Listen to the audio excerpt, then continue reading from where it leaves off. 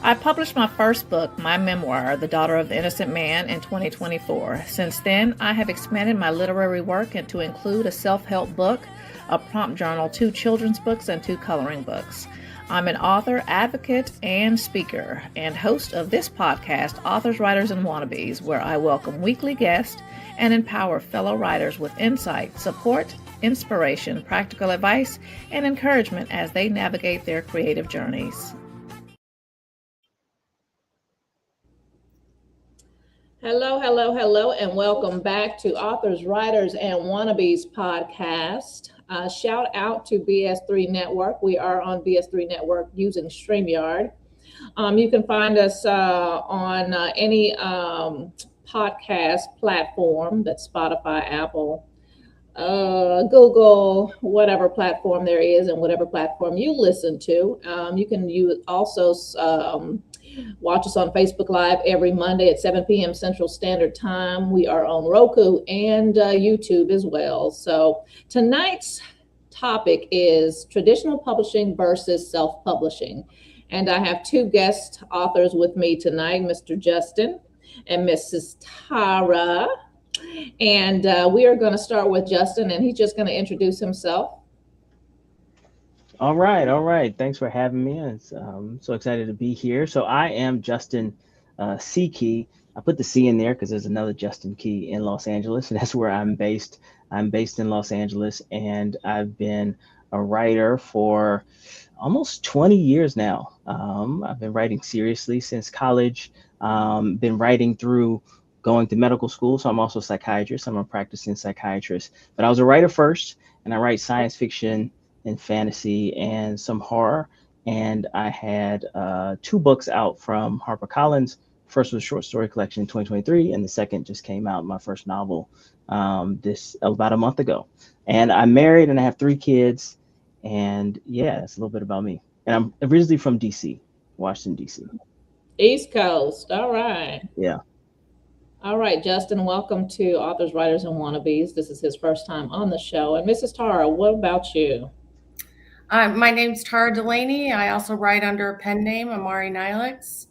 I am a pediatric occupational therapist. So my earlier works are nonfiction. I've always wanted to write fiction, and so I broke into fiction in 2021. And I have a series out called Austin Heat. So I'm moving back and forth between nonfiction and fiction. And I'm in Sacramento. So. Okay. And you're currently at a conference, right? Speaking on the panel?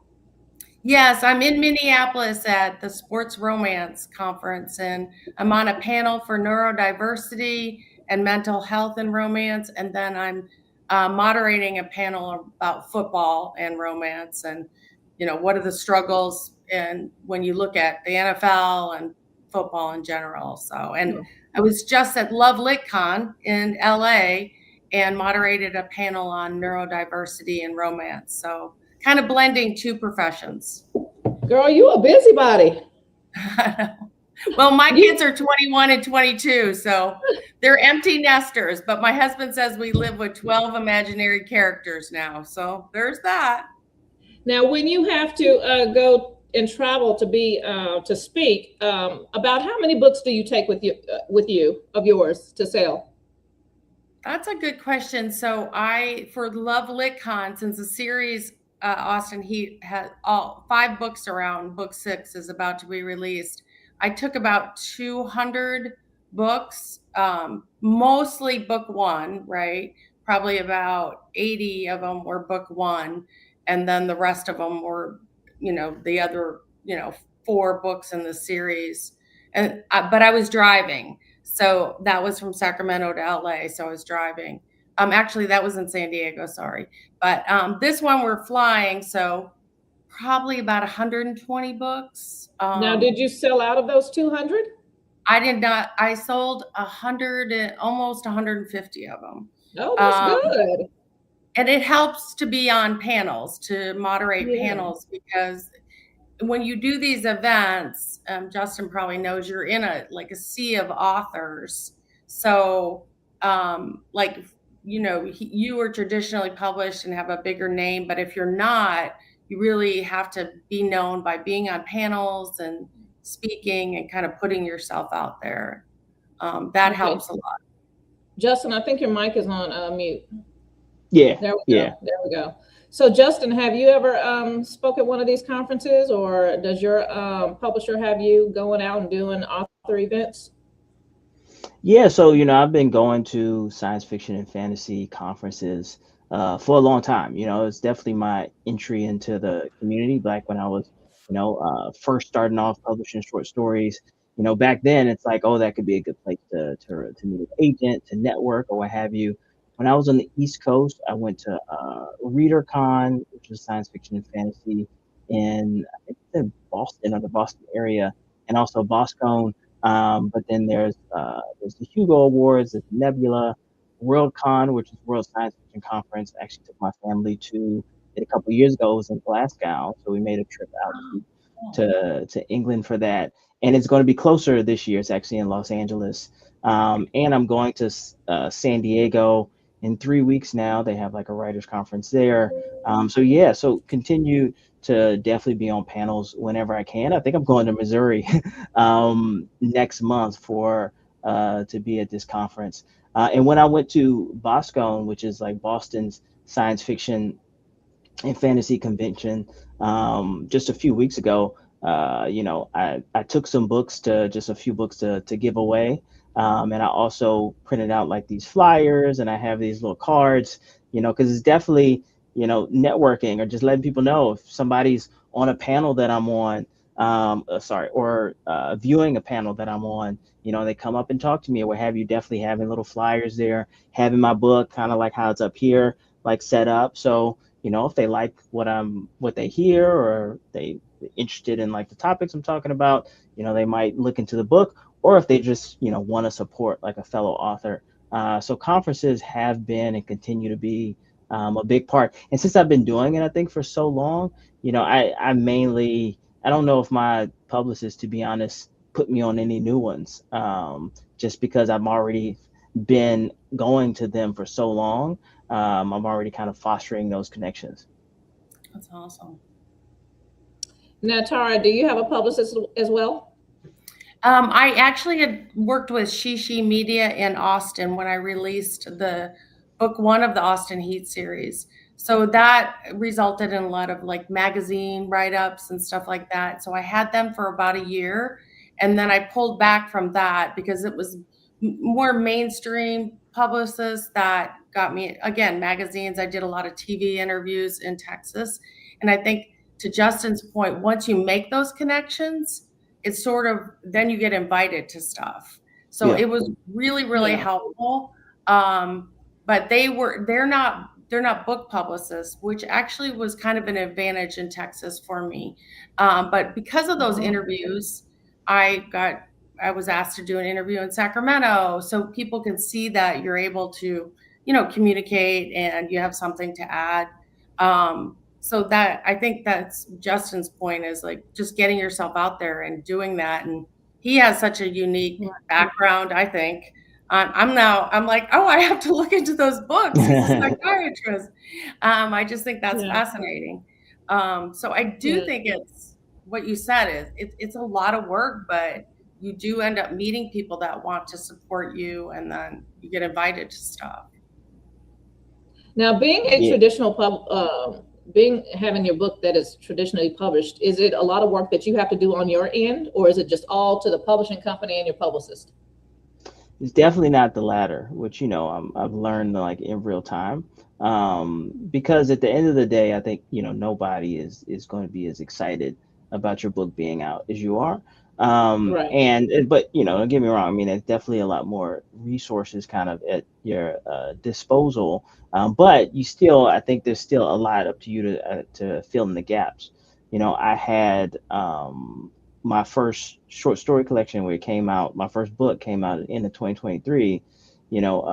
Based on the experience with that, I decided to get an outside publicist, like an additional publicist firm for this novel that came out. But even then, fostering the connections that I have, like all the blurbs that I've gotten from it, featuring LeVar Burton and Tana Reeve and Paul Tremblay, are from connections that I have fostered and made. And, a lot of I'd say, so my publicist definitely is kind of going out and helping and with my capacity to follow up. But I also think that, for example, like being reviewed in the Washington Post, I think is based on being already known to the reviewer there, somebody who's, been around at the con, somebody who's been publishing short fiction for a while. So it's definitely a lot of fostering that connection. I've been trying to figure out social media. I mean, even as like, I'm here because I've been engaged in social media, and I saw a post and I was like, hey, I'm an author. I can do so. So there's still a lot of hustle in me. Whereas, 10 years ago, 15 years ago, I might have thought, okay, like once getting to that traditionally published or having a publisher, I think I heard a long time ago that like it's the writer's job to write and the publisher's job to sell books. I definitely don't think that, especially starting out, like if you're, Stephen King, then yeah. But, starting out, I think that's, unfortunately, it's not going to be the case. You definitely need to go out there and learn how to kind of, put your face out there. And if you're not good at social media or talking or et cetera, what can you offer, right? Like, some people might write a lot of different op-eds or essays or et cetera. What are the things that they might be able to kind of offer to, get in front of people, because there's a whole lot of books that get released. So it's definitely, the work is not done at the publishing contract from my experience. Now, I got a question for you. If you would have gone the self-publishing route, would you still have hired a publicist? It's hard. I definitely probably would have. I mean, I think that it depends on. It's hard to know in like an alternate universe. If this was back like college me, because I had, by the end of college, I had some books written. Some of them might be up here somewhere. If it was college me, I probably wouldn't have had the resources to. And even for, this publicist, it was me reinvesting like my advance money, a good amount of it. Because one of the things I think with having like a contract and kind of going this route, I think in my head throughout the whole time, it's been okay. Traditional publishing is the way. For whatever reason, that's just kind of been. It also may be the same thing. The part of me that went through med school, it's a very like, rigid track, right? So now I'm thinking, okay, I have this book coming out, and my next contract is going to really depend on how well this did. In terms of like future publishing contracts, you don't have that, I think, that fresh potential of a debut author anymore. It's like, oh, you got this amount in the advance and you did this amount of sales.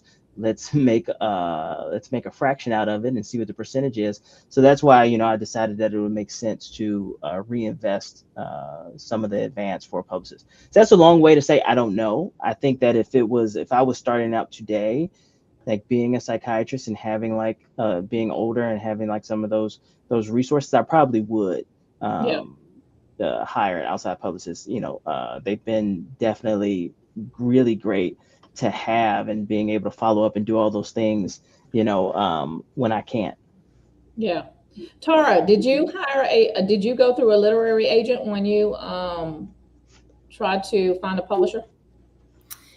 So with the Austin Heat series, I made the decision that we created a media company, Tamar Media, because I knew exactly how I wanted to do this. So I didn't pursue an agent. For my books that are nonfiction, those came about because of the agent that I had. So I was trying to publish a book called Indoor Kids: How Are Changing Lifestyles Impacting the Way Kids Learn and Develop? Mm-hmm. And I think I kind of was telling you that kind of got stopped at McGraw-Hill because I railed against Baby Einstein, some other things in our world that I thought were really actually impeding child language development and neurodevelopment. And so I ended up, that agent ended up getting me the book with Source Books and another book with McGraw-Hill. So I had an agent for my nonfiction, but not for my fiction, which is kind of backwards, but it's just how it worked out. And I was on the speaking circuit monthly for a decade and a half. And that's how I sold a lot of my nonfiction, actually, because people would come listen to me speak on autism or sensory processing, and then those books would sell, not just for the people that were in there, but again, what Justin is saying, like somebody else says, oh, to a teacher or a school psychologist, you should get this books. And that's sort of that word of mouth way. So yeah. Do you ever go to schools? Like, oh yeah, definitely. Yeah. Definitely. Girl, I wrote a book for autistic children. Of course, it's probably not as good as yours. No, I'm sure. But yeah, so girl, I used AI for the pictures. I'm like, oh Lord. So I'm looking at it. It's like a good book, right? But it could be better because the illustrations could be better. Well, I get that. And that's the interesting thing when you're talking about traditional publishing. For my nonfiction, I didn't have any control of what the covers looked like or anything like that. And so even I noticed one of the picture on the answer book it's on Asperger's and autism. It's one of those pictures. What do you call those pictures that everybody had? You can just buy them off the internet. Stock photo. Yeah. Thank you. Yeah. And that was a traditional publisher. So, and all my books, my Austin Heat books, I hired a model actor from LA and we flew him to Austin. And then everybody else that you see on the newer covers are just like, can I show you a cover? This cover, this guy is a business guy in Austin, Texas. Wow. He's never been a model or actor or anything. He did a ton of videos for me. He was kind of stiff at first. I mean, I think this cover is gorgeous, but he was kind of stiff at first. I'm like, hey, so now I find myself like directing photos for Instagram. I'm thinking, I'm a pediatric OT, but it's kind of like when you work with kids, right? Yeah. You're sort of not saying that about him. He was wonderful. Even I have hidden Easter eggs in my series, like the wide receiver he represents. The number is his favorite wide receiver from the Philadelphia Eagles. So I liked it. And I could play with it in a way that I knew I couldn't with a traditional publisher. Not saying I wouldn't love for somebody to come along, and make my life a lot easier than me hiring photographers, graphic designers, and all that stuff. So. Yeah. So Justin, how long did it take you from finishing your manuscript to getting it published?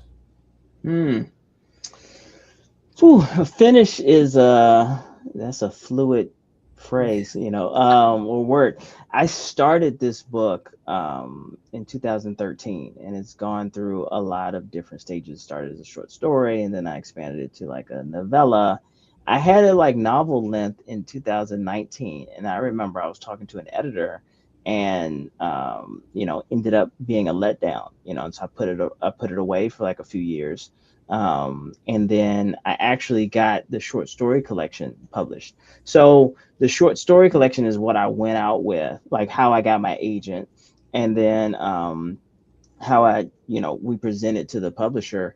And I had been publishing those stories in this collection. It's 8 stories that I published over a span of like 10 years. So 6 of them have been published before, like in different magazines, and 2 of them are original for the collection. And then I also told the publisher that I've been working on this novel. And so I got a 2-book deal with that. So I say all this is because it wasn't actually finished until I think I turned it into the editor February of 2024. And then we had a meeting, and there was proposed like big changes. And then it took me another year of going back and forth. I actually think it took me about 9 months to make the changes. And then I got the green light on June of 2025 that it was finished. So, that kind of gets a sense of like some of the timeline versus now.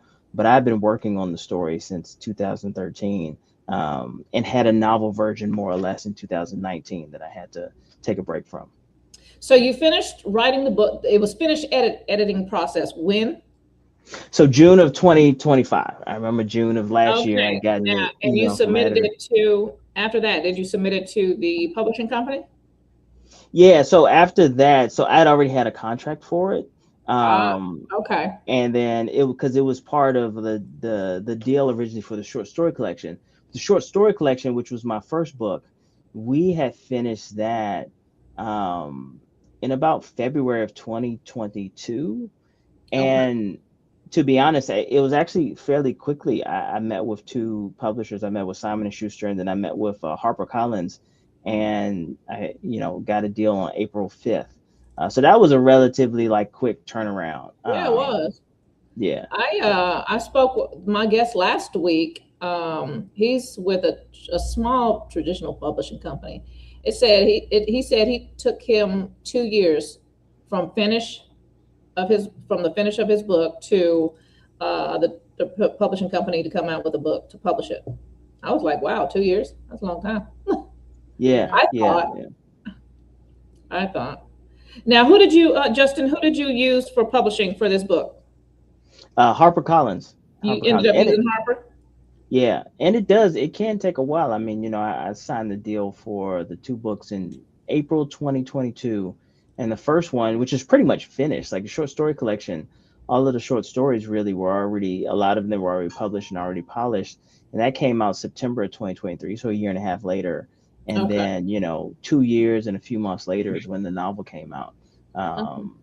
So it's been 4 years since I like had the original deal that the novel itself came out, which is about maybe, like, to be honest, like a year and a half later than at the time. In my mind, I was like, oh, this one will come out 2023, next one come out 2024, but it's definitely a long process. If you're just now tuning in, we have Mr. Justin online with us and Mrs. Tara online with us for Authors, Writers, and Wannabes podcast. We are talking about traditional publishing versus self-publishing, and both of my guests online tonight have gone the traditional publishing route. We have not yet got into why they went that route instead of the self-publishing route, but we will get into that. So what I did was Google, y'all. I Googled the top 5 traditional publishing companies. Guess who came out at number 1? Who? Guess. Source. McGraw-Hill. I don't know. Penguin. HarperCollins. Harper. Penguin. Okay. Oh. Penguin came in at 1. HarperCollins came in at 2. Simon and Schuster 3, 4. I do not know how to pronounce this. Help me, y'all. Hachette? Oh, I know. I know the spelling. I've seen it before. Yes, Book Group. And then number 5 is Macmillan Publishers. Okay. I would have thought McGraw and Hill would be in the top 5. I think for nonfiction, they're a big educational publisher. So I think when you look at nonfiction, probably when you look at medical and stuff like that, they're a big publisher. What is Scholastic under? It must be under one of those. I think it's McGraw-Hill. I might be wrong. Okay. Well, Penguin makes sense. I feel like Penguin and Scholastic, I feel like they have the education on lock. Market, yeah. Tara. Yeah. Tara. Hold on. So y'all, my sister's name is Tara, and people call her Tara. So I'm messing with Tara online right now because when we first talked on the phone, I asked her how you pronounce your name, and she said Tara. So I'm messing with her and saying Tara. Well, and I used to say in college, Tara by day and Tara by night. My husband's like, babe, that was 30 years ago. Don't say that anymore. But it's a way for people to remember my name, right? Now, why did you, Tara, go the traditional publishing route instead of self-publishing? Well, I went the traditional publishing route just because I had an agent, and after she was really trying to get the other book that I had written published, the sensory processing answer book kind of came about because they were doing a series. Sourcebooks was doing a series, and they knew her. And so I was out on the speaking circuit, so they could see what I was speaking on. So it kind of just lended to my credibility.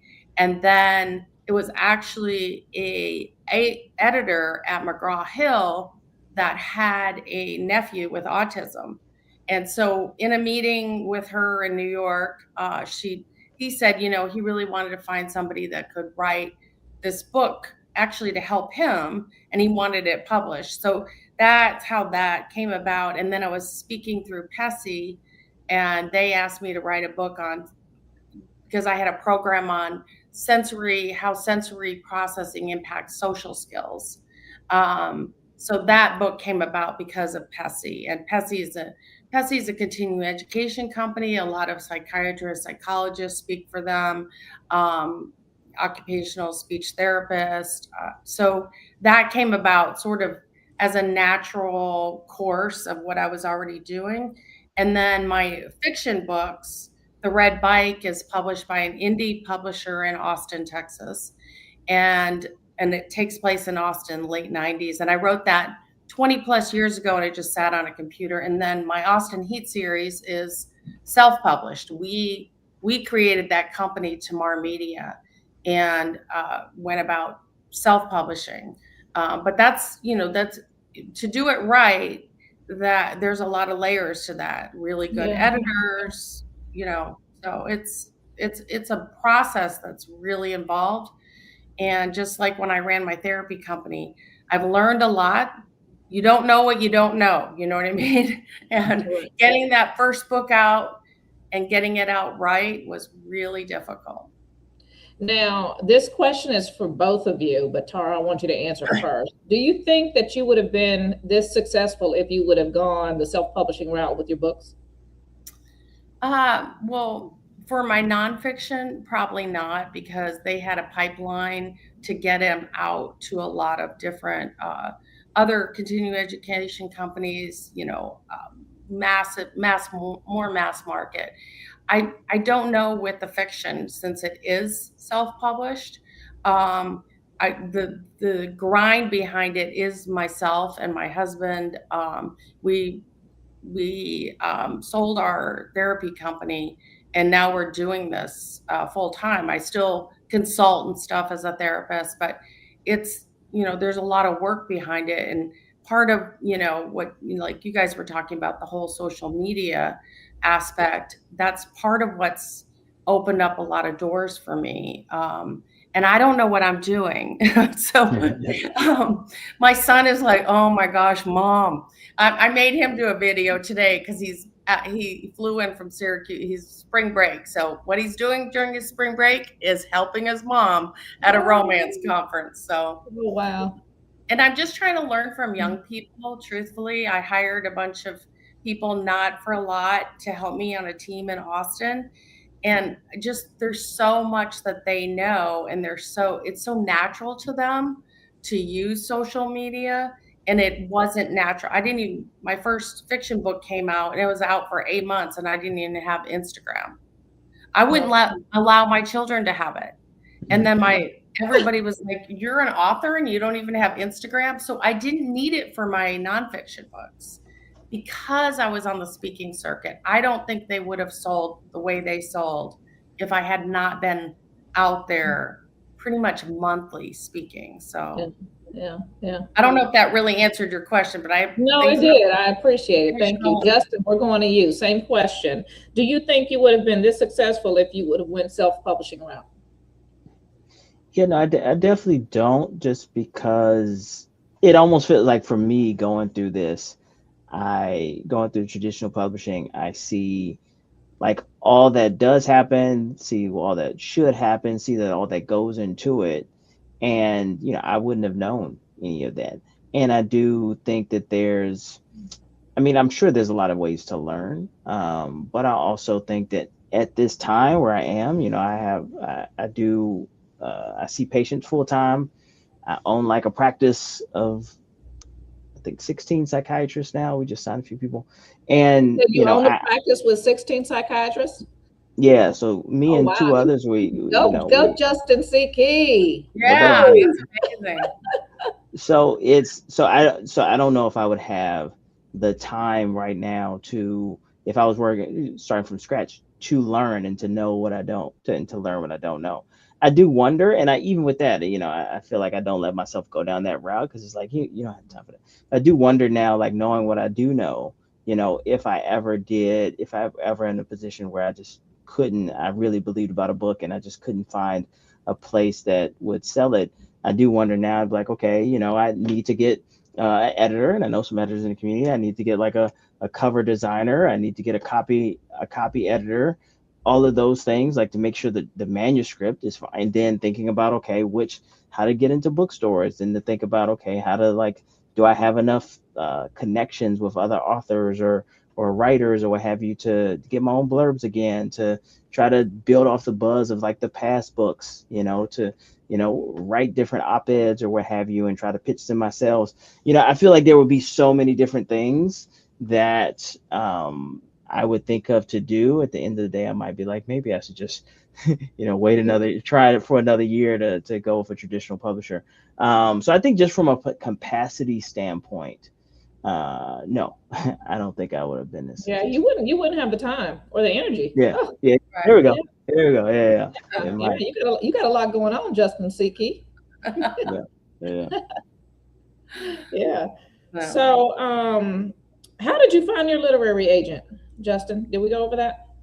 We did not. So going back, I tried to find one the traditional route back in, like, I think it's here on the bookshelf, 2011. I have like the Writer's Digest Guide to Literary Agents. I queried like, maybe 100 literary agents, and tried to personalize each, had comps and all that. I got like maybe a few requests for partial, and then maybe like 3 requests for full manuscript from this manuscript that I had written a long time ago. And I tell people it's ultimately, I think, a learning experience. Then I took a break from working on novels when I went into med school, and focused on publishing short stories for a long time. And then, there's no agent, it's you and the editor. So I got short stories published for a good amount of years, and that helped me, I think, become more known in the writing, in the science fiction and fantasy writing community, etc. But all that to say, I was serendipitously introduced to a Hollywood talent manager, like really just like from someone who knew us both, knew that I was a writer, and then just knew this person that was like late career, only taking on passion projects. And we linked up at the end of 2020, and neither one of us thought too much of it. Neither one of us knew much about the other person. And then he was like, I like you. You're nice. Send me some of your stories, and then we'll see. So that's really where I think right time and right place met hard work, because I had stories ready to go, and I sent him 7 of my stories. And then we had a conversation a few months later, and he was like, I really love your writing. We're going to get you a New York literary agent. We're going to do this, do that. And I was like, I don't know, sir. I'm very cautiously optimistic, but he was the real deal. I think that a couple months later, I met with a literary agent out of New York, Adam Eaglin, and he said, I think you have enough here for a short story collection, which kind of blew my mind, because I was not thinking that a short story collection would be the route to go. I was thinking that, okay, one day when I have the time, I'm going to go back and really focus on the novels again. And I've really been exhausted, I think, from the process of like searching for an agent. It can definitely be, a very tiring process, to be honest. So, excuse me. So that's all to say, I was in the right time in the right place. But I also had put in, if that had happened to me back in 2009, I'm sure they would be like, I like you, you're a nice person, etc. You have a lot of potential, but, I think it happened at the right moment for me. Mm-hmm. Would you want your books to turn into a movie? Yes. Yeah. Yes. Is that the ultimate goal? So ultimate goal is part of the goal. And to be honest, my ultimate goal is to be a novelist, and right now it's like the hope is like to do well enough so that I can do more. And I would love to, I from very early on, like I looked at Stephen King, and I know it's kind of cliche, but I was like, writing 50 books in my lifetime, having a bunch of them made into movies, having it, I listened to R&B and rap growing up. Like we have hip hop artists that's referencing Stephen King multiple times in different, might not even know it. They say Cujo, what have you, and just his effect, I think, on our lexicon and the culture. That would be the dream. But I do think that it'll be great to see like one of my stories on the big screen. And to be honest, from a practical level, it would be okay, this is going to really help with sales, and really want somebody to see what's the next thing coming out for me. So that's the thought when it comes to that. But it would definitely Yeah. just be really cool to see it on the Yeah. big screen as well. Right. Tara, we're going to go to you. How did you find your literary agent? I don't have one. Because Oh. the Austin Heat, well, I have one for my nonfiction, but the Austin Heat series is basically self-published because we formed a media company to publish them. And so I'm my own, I like even the bookstores that carry my stuff, I did all that legwork. Well, my husband did a ton of it too.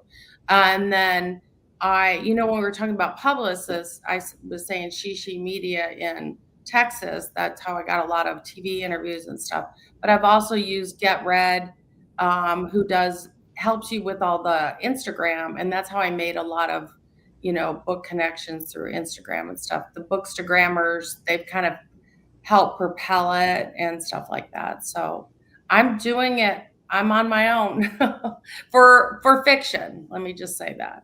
And that's my push right now is fiction. So did you not want any rights, or did you have a problem with not having any rights to your book once it was traditionally published? Well, I knew I had a vision for this series, and I knew how difficult it is to get what you want.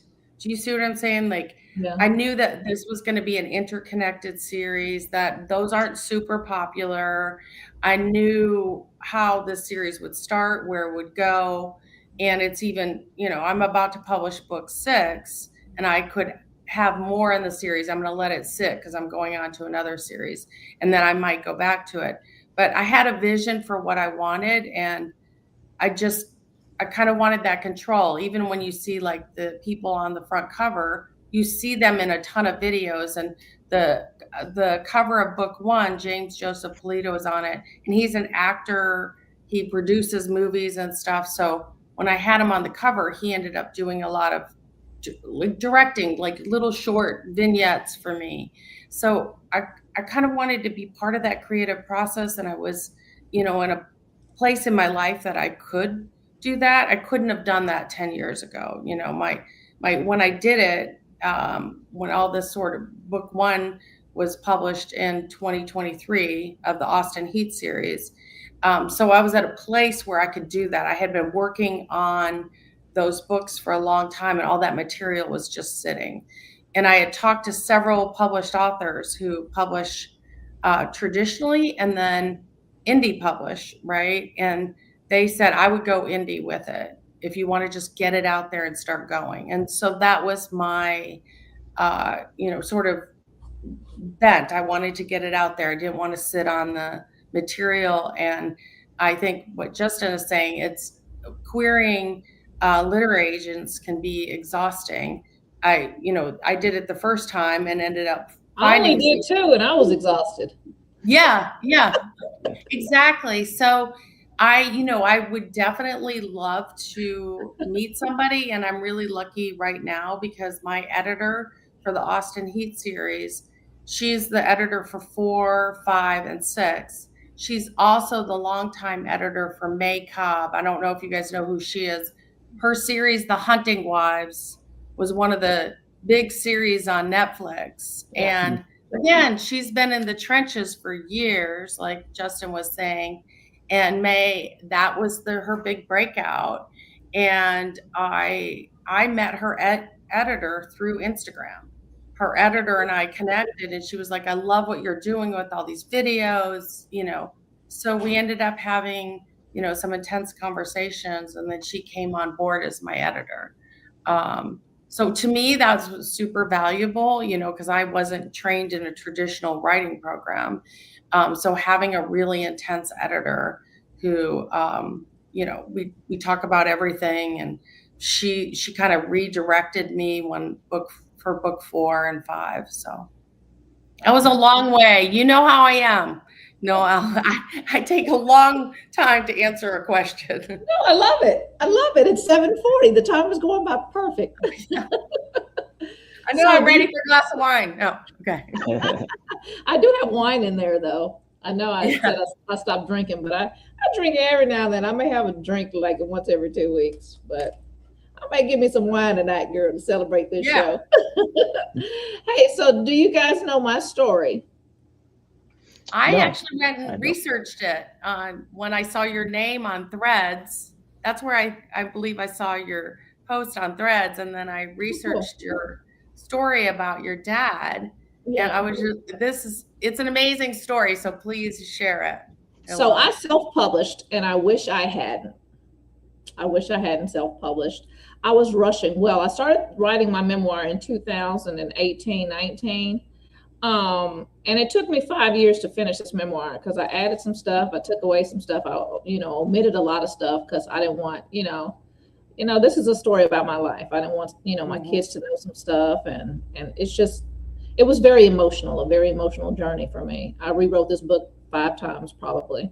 There's some chapters I lost, I had to rewrite. I mean, it was crazy. But, I figured, it took me 5 years, man, I wanted to rush and get this book out. I want everybody to know my story, and I wish I hadn't, but oh well, it's out there now. So I self-published, but I have all rights to it. I can do anything with this book. I have, re-edited it and put it out there again. So my book, my memoir is called The Daughter of the Innocent Man, and John Grisham wrote a book about my birth father, the innocent man. And I found out the innocent man, who is my birth father in this book, in 2018 when I started writing my book, right? But the twist is I'm adopted, right? I found my birth mother when I was about 22. I'm 46 now, almost 47. Woo!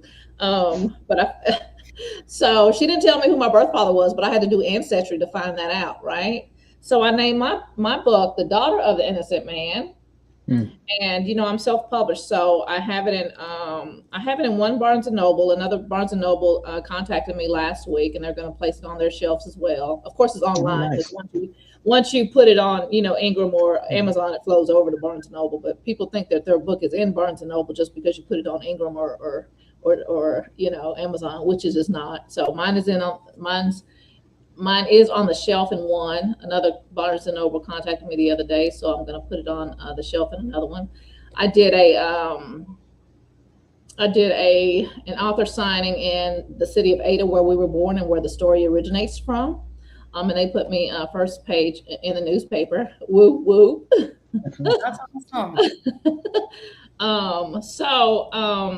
Yeah, the hard thing about me is I have to actually push my book. My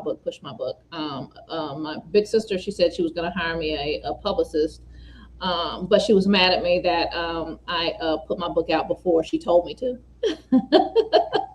She said I should have waited, but I was such in a hurry. But I'm glad the way that my book is going now. I think it could be definitely more successful if I would have gone the traditional publishing route.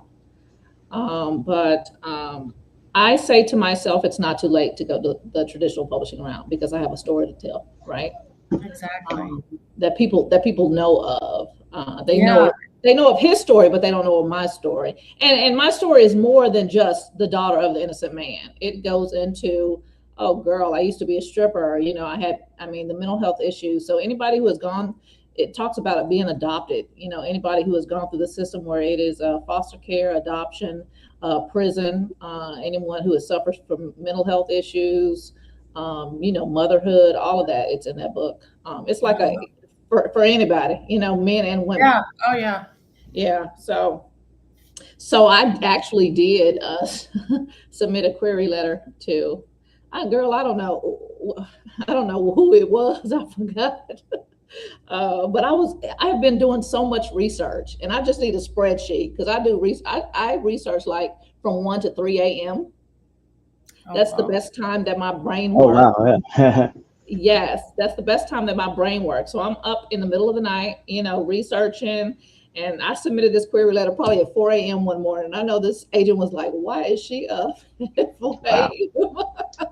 No, I've done that too before, where you can't sleep. You're like, yeah, somebody needs to hear about this. Yeah. So, girl, I think one night a couple of weeks ago, I was just online, just emailing everybody. I had emailed, because I have two children's books, even though, they're not really doing anything. I just wanted to put them out because I think one is about the autistic children, and the other one is I Love You More Than Life Itself. So it talks about a little girl named Liza Jane. She asked her mom, why do you love me? And throughout the whole book, it tells the daughter why she loves her so much, right? So I contacted St. Jude girl, and I was trying to donate some books. Yeah, no, that's smart. Honestly, that's smart. So, just going, just going any type of route I can. Self-publishing. You should contact Wild Rumpus, and I'll email you this name. Yeah. Wild Rumpus Bookstore in Minneapolis, because they really it's a children's bookstore, children and young adults. So actually, my son found stuff when we were there the other day, but they really make a point to have diverse voices in their children's books. It was mind blowing, this bookstore. Really? I would contact them. I'll email you their name. They're in Minneapolis, and right now really getting showing that we come from a diverse country of people that come from everywhere, different backgrounds, is really important in this city, Minneapolis, right? This bookstore is doing an amazing job of doing that. It was just flooded. I couldn't believe that this was a children's bookstore and young adult. It was packed. So I'll send you the email. I always try those indie bookstores because I want to support indie bookstores myself as an indie author. And when I did a bookstore tour in Texas, Grapevine Books, in Grapevine, Texas, Talking Animals is another one. So I'll send you some names of people that I think might be interested. They really want to support indie authors, especially if they know that the books are well edited. That's the difficulty with a lot of bookstores, is they want sort of to know that those books are really well edited, so that they're not selling something that isn't. So I do have my memoir in a bookstore in Oklahoma, and in the Barnes and Noble. There's a lot more stuff that I could be doing that I am going to try and do. I told myself in 2026, Noelle, get your butt on it. Of course, it's on Ingram Sparks and Amazon, and I did it's on Spotify. I did do an audio of it. Oh, cool! So, did you do it yourself? In audio, what I did was I cloned my voice. You can use a clone feature on there. So I spoke into this microphone, I cloned myself, and I think it sounds like me. Now, my family was like, that's not you. But people who don't know me, they're going to be like, oh, they're not going to know. But I think it sounds pretty close to my voice. So yeah, I went that route. I think rereading this book over, I think it would put me in an emotional state that I don't know if I want to be in. So I am working on 2 more books, a romance novel, which I'm going to use a pen name. And then I'm working on a youth book as well, for ages 9 to 12, and that's about adoption. A little boy who has gone through the foster care system, who has found a permanent home. So I am going to probably narrate those myself. But yeah, so if you are just now tuning in, we have 2 guests online. We are talking about traditional publishing versus self-publishing. We have Mrs. Tara and we have Mr. Justin C. Key online. And we have time for a few more questions. And then if you're actually listening to us on live, if you have a question, type it in on Facebook, and we can probably get that question answered. I haven't seen any questions come through yet. I'm looking on both StreamYard and my Facebook. I haven't seen any, but I don't know how to do this really well. So all I know how to do is speak. You're doing it. You're just doing it. That's what you got to do. Hey, I'm winging it, Do it. This technology stuff is not for me. Okay. All right. So, Um, what advice, Justin? What advice would you give someone trying to get a traditional publishing deal? Yeah, let's see, what advice would I guess? So I guess, persistence. Um, and I do think that, you know, building connections, community with people. I think that even, long before like, getting a publishing deal or what have you, like, being part of critique groups, critiquing other people's work, supporting other people's work, I think putting in that time to, I think, build those connections. Even if it doesn't directly result in, let's say, finding an agent or finding a publishing deal or what have you, at some point it's going to be beneficial to have a community to kind of help navigate those. I do think, for me, I went the route of doing short stories.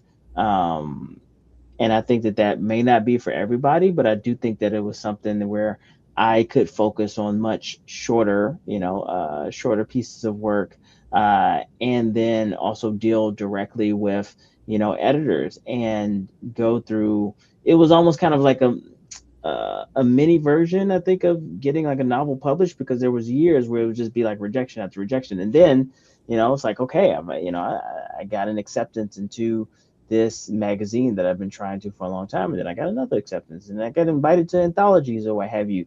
So I think it was a way to really, I think, for me to get some of that positive feedback, to be honest, right. of writing. So that was my journey, but I would also say not to force a short story if you just don't feel like you have the short story, like the want or the love for short stories in you. But those would be my kind of like 3 cents. We do have a question, y'all. So, what are some innovative avenues for selling? I'm self published with what I think is a non traditional book product. What do you think about that, Ms. Tara? So I definitely say that, Instagram is, Instagram, TikTok. I don't do as much on TikTok, but connecting with other They have that book bookstagrammers. talk. Yeah, book talk. So, you know, definitely connecting with those people. What's been fascinating to me is having people talk about Austin Heat and then tag me. And then I reach out to them personally, and say, thank you so much. And just recently at Love LitCon in San Diego, one of the bookstagrammers flew in and she was my personal assistant for the conference, and she has so many connections and she had so many great ideas. These people are very passionate, and I think as an author I feel very lucky to have people read anything I write and want to talk about it. So definitely doing that. And one of the things I've noticed on social media is if I don't want to get on because I have to then wash my hair and put makeup on, and I'm like, especially when you're writing, you're in the trenches and you haven't showered. Oh, okay, that's TMI.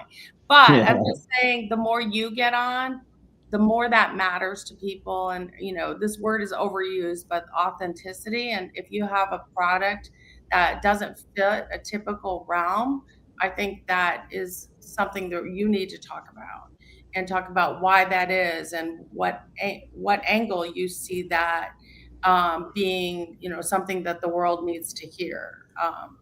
And I see authors doing it all the time, and I just think, as long as you're just not doing a pattern thing, a gimmick, you have something sincere in your work. I mean, I'm writing romance. I didn't know I was writing romance. It was a book packager in New York who said, you're writing romance. You better be reading romance. And I was like, I'm not writing romance. She was like, this is romance. There's a lot of sex in it. So I started to read it, and then I'm like, I'm not writing that. But now you have a lot of different authors that are entering that genre, different backgrounds, which is making that genre a lot more, have a lot more meat to it. No pun intended with that. But and so I think really getting yourself out there, to the person that asked that question, and talking about why you think this is different. Go with that angle. this is different. It's not going to fit in this genre. It's not going to fit in this genre, and this is why. Yeah, that's a good question. So Tara, I got one more question for you before I move to Justin's last question. Since you Yeah. are a published author and a traditionally published author and a self-published author, what are the pros and cons? So I think the pros for being traditionally published is that you have a lot more direction. This is mine is nonfiction, but even in fiction, what I've heard from people is that they're saying maybe they cut this part out in the middle, it's too long, or things like that. So you're kind of throwing it over the fence, especially in nonfiction, and it's thrown back to you with edits. And then you go through those edits, right? And then you get it back to them. You may have some questions, but ultimately they have a vision. You have to kind of get on the same page with the shared vision with traditional publishing. And then they're doing everything. They're editing, copy editing it, the formatting. I mean, we hire a professional formatter. We hire all those people, graphic designer for our covers. That's what you have to do with indie publishing. I know some people don't do that, but then it shows. So with indie publishing, you're going to spend some money to get that out the door if you want it out the door as a solid, polished product. Whereas traditional publishing, they're giving you money up front, and then you're getting royalties from it. So it's a different model completely. But you see authors like, this is a big person. So Colleen Hoover, who indie published, traditional published, and then what she did was she controlled her destiny, if you will. When traditional publishers wanted her, she said, well, I'm not going to give up on indie publishing. So what that did is that traditional publishing, like what Justin is doing, he's got this traditional publishing backing. But if he went out there with an indie published book, now he already has a name. He has the ability now to say, look at all this other stuff I've done, and then get the royalties from that are more direct too. All right. So, if that makes any sense. It does. You make sense, hon. Okay. Yay! That ADHD is being controlled right now. It is okay, because honey, we are in the same pot. Okay. Justin, one last question for you. If you could change one thing about traditional publishing, what would it be? Okay. If I could change one thing about traditional publishing.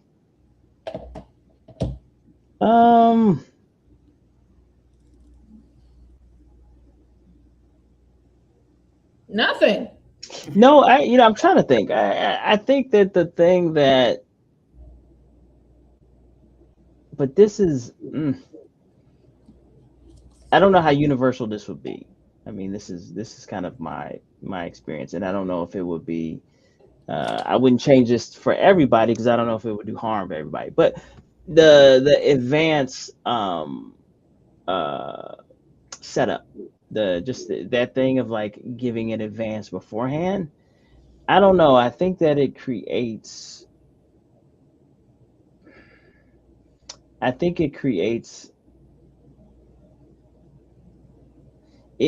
like it creates unneeded pressure. It's like, here's this money.